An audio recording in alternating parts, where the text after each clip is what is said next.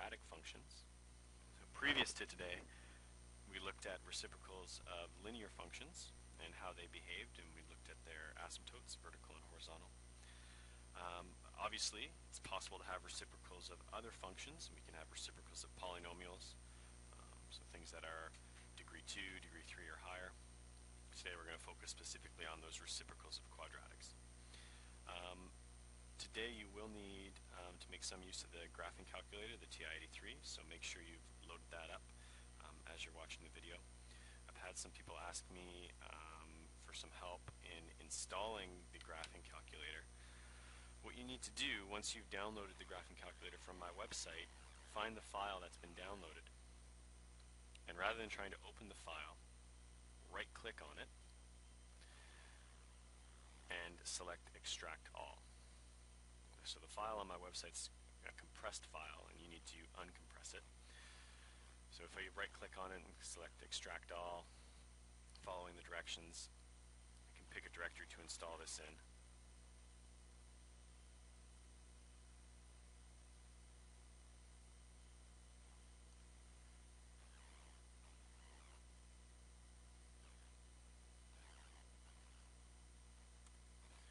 And when I open that directory, you want to run the program vti.exe. Sometimes this program will open and you'll see the TI-84, not the TI-83. You can change the look of the program just by right-clicking on the calculator and selecting the skin, which is the TI-83 Plus. Okay, so make sure you've got that up and loaded. We need the calculator loaded because we're going to start with a little investigation. I'd like you on the graphing calculator to graph the function f of x equals 1 over x squared.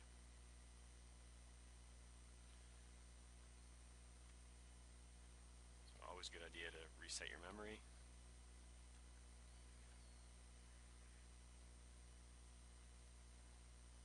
And we're graphing 1 over x squared.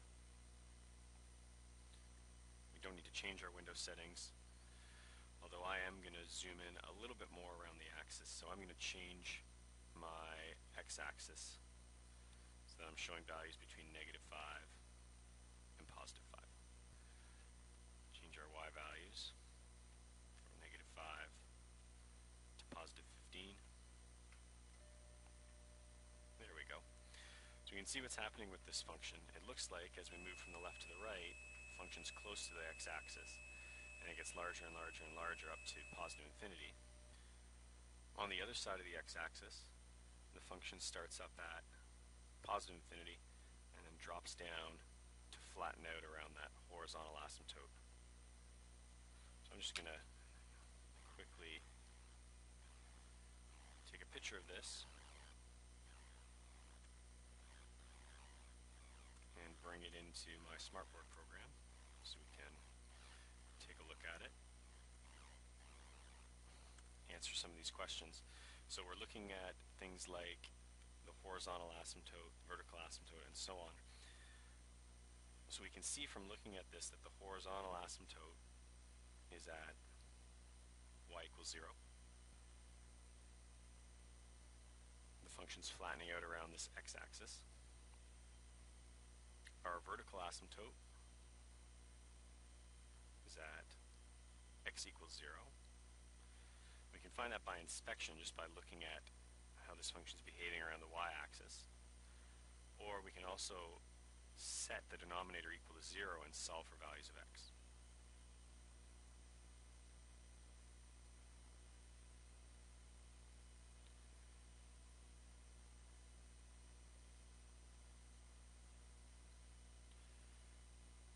There are no intercepts. Okay, this function's never passing through any of the axis. For our domain and range,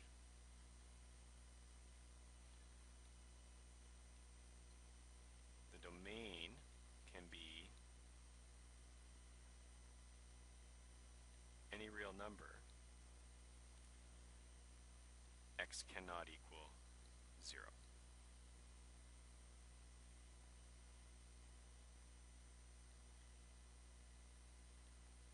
The range, again,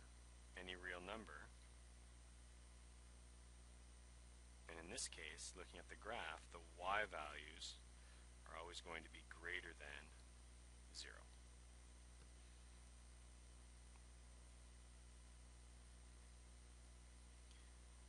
For our end behavior,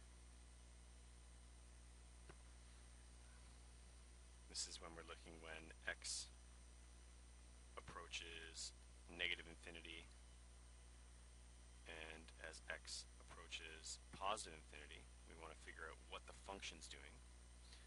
So as x gets closer to negative infinity, our function flattens out around that asymptote, and our function approaches 0. And likewise, as x approaches positive infinity, our function again flattens out around that asymptote and approaches 0. And for f and g, or it's f and g, they're both referring to how the function is behaving. So when is the function positive, when is the function negative, and when is the function increasing and when is it decreasing? So I can answer both of these questions at the same time. For any x values that are less than 0, our function f of x is positive because it's above the x-axis, and since the values for y are getting larger, it's also increasing.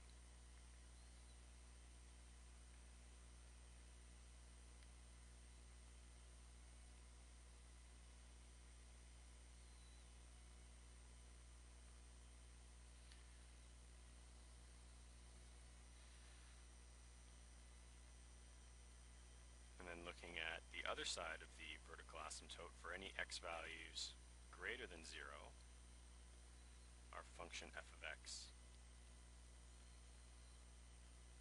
is still above the x-axis, so it's still positive. But in this case, as we look from left to right, our function is decreasing. It's getting closer to 0.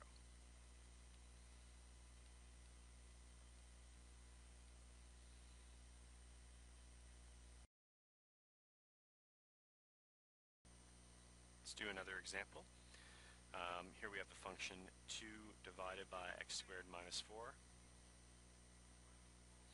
And we would like to analyze these different things of the function and sketch a graph. I'm going to start first by factoring the denominator. This is a difference of squares. So we'll have two factors, x minus 2 and x plus 2.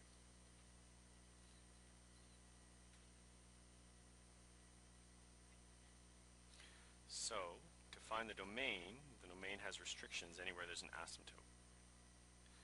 So our domain is going to be x is an element of the real numbers such that x cannot equal positive 2 and x cannot equal negative 2.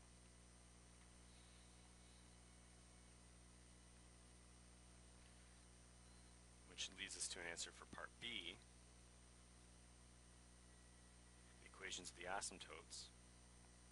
For our vertical asymptotes, our equations would be x equals 2 and x equals negative 2. For the horizontal asymptotes, we can find this by subbing in an arbitrarily large value for x. So we can evaluate f at infinity. Obviously we can't sub in infinity, so we can find f evaluated at a very large number like 100.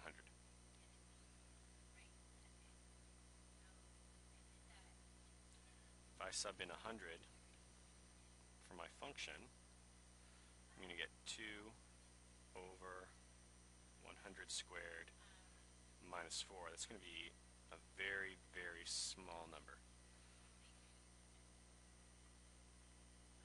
Works out to about 2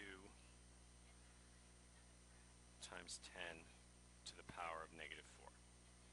Very, very small number. And we find the same thing if we subbed in f of negative 100. So as f is getting larger, our function's getting smaller, which means we have a horizontal asymptote at y equals 0.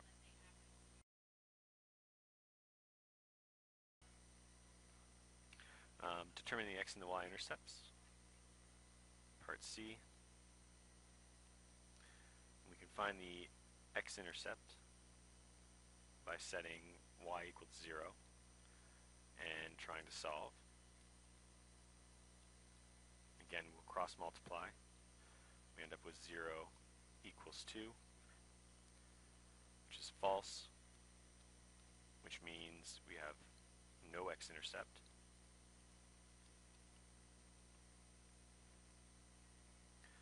For the y-intercept, we'll evaluate the function at 0.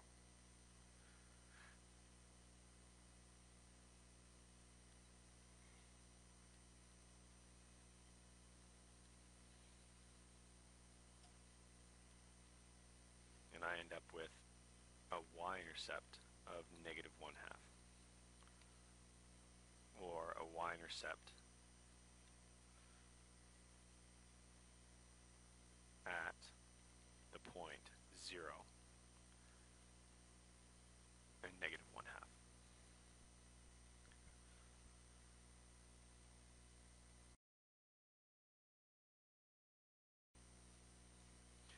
So I'll start by marking in my scale.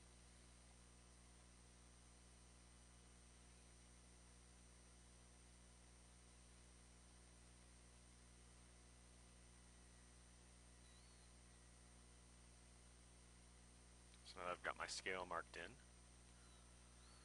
I'll draw in my vertical asymptotes. We had 2. We had 1 going through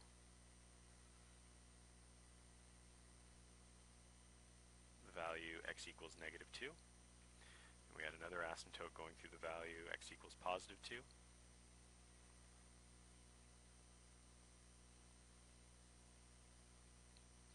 We had a horizontal asymptote at y equals 0,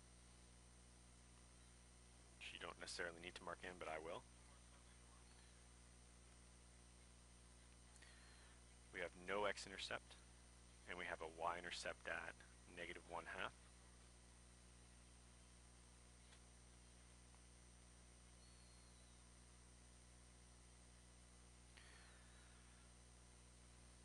So now I know I need to pass through this point.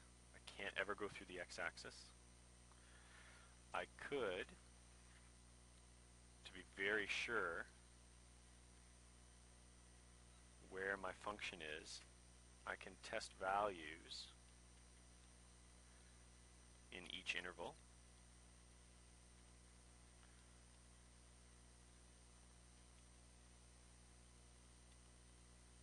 So I could test values like f of negative 4, f of negative 1,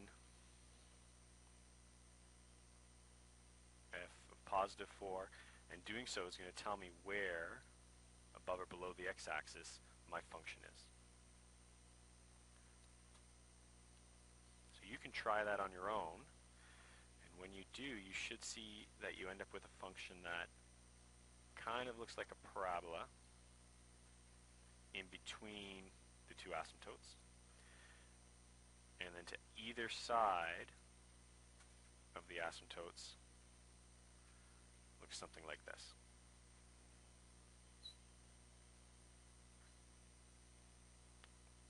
Okay, and you can verify that on your graphing calculator.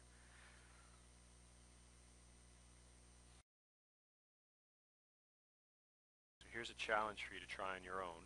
We'll do this in class tomorrow, but for homework now after the video, I would suggest you try and graph this function. See if you can figure out what it looks like. You're welcome to use your graphing calculator, but I would suggest trying it on pen and paper first, and we'll take this up first thing tomorrow. Thanks for watching.